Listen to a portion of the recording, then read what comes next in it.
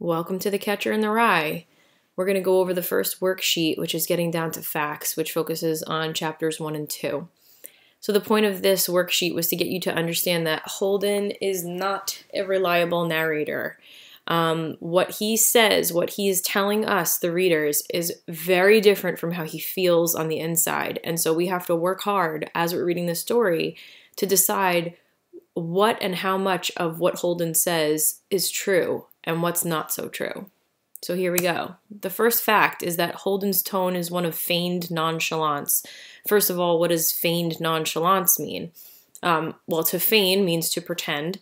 And if you're being nonchalant, then you're being very cool, calm, collected, relaxed, not being very emotional about something. So Holden tries to come off like he doesn't really give a damn, but it's feigned. He's pretending to be that way. He does really care. In fact, he cares a lot, and that's one of the things that makes him so hurt and so emotional.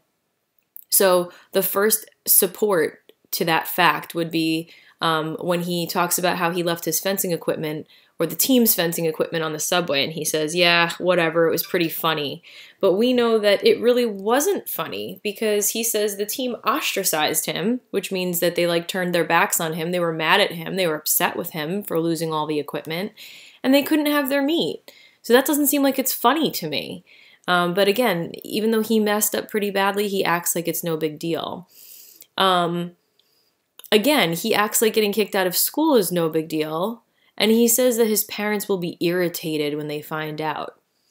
Irritated? Really? Think about that word choice. Would your parents be irritated if you were thrown out of school? He's really downplaying the severity of the situation. And then he talks about everybody being phony, like he doesn't care about anybody else's opinion, everybody is just a bunch of fakes. And then lastly, the way he starts this whole story, if you really want to hear about it, like we're intruding on his time, like we're begging to hear his story. And of course, he's acting like he could care less and he doesn't really even feel like discussing it. Yet we read a whole novel. So he puts down his thoughts and his feelings in the next, 200 and something pages, yet he's acting like he can't really be bothered to tell us about it. The next fact is that Holden is from a family of privilege, so he's rich. His family has a lot of money. We know that because he thinks it's weird the Spencers don't have a maid. So when Mrs. Spencer answers the door, he's like, where's the maid? That's kind of weird. That's the first hint that he has money. He talks about his camel's hair coat and his fur-lined gloves, another indication that he has money. And lastly, we know that he goes to Pensy, which he acknowledges is full of rich kids. Well, he's one of those rich kids. Another fact, Holden exaggerates. He's talking about the football game and he says everybody was supposed to commit suicide or something if old Pensy didn't win. So that sarcastic kind of exaggerating tone contributes again to Holden's humor and this whole attitude of feigned nonchalance. Like he doesn't care about the football game. Only the phonies care about the football game. He's just like too cool. He's above it all. Holden is really funny. Here are just a couple examples of things that he says that stand out in the reader's mind as funny. He says that his teacher didn't know his ass from his elbow. Then he talks about how his teacher starts picking his nose and got the old thumb right in there. He says that the teacher handled his exam paper like it was a turd. And then after the teacher confronts him about his really crappy essay, he says, he looked at me like he'd just beaten the hell out of me in ping pong. So not only is he funny, but he kind of has a knack for being able to describe things in a very lighthearted way. And lastly, and perhaps most importantly, Holden is lonely and lost. And this is the most significant fact about Holden Caulfield because he's acting like he's okay, but he's absolutely not. Some support for that is that, number one, he is standing on top of a hill looking down at the football game at Pensy. So here he is. You can picture that imagery in your mind. He's standing at the top of the hill looking down at everybody else, cheering and laughing and socializing and having fun, and he is all alone and completely isolated. He says that his best high school memory is tossing a football around. Not that that's a terrible memory, but you would think that your best moment in high school might be something just a little bit more special than just kind of tossing a ball around with two other guys until it got dark outside. And then lastly, it's kind of strange that he goes and visits his teacher at his home. Now, it was a different time. This is taking place during the 1950s, and certainly something like that would be extremely weird today.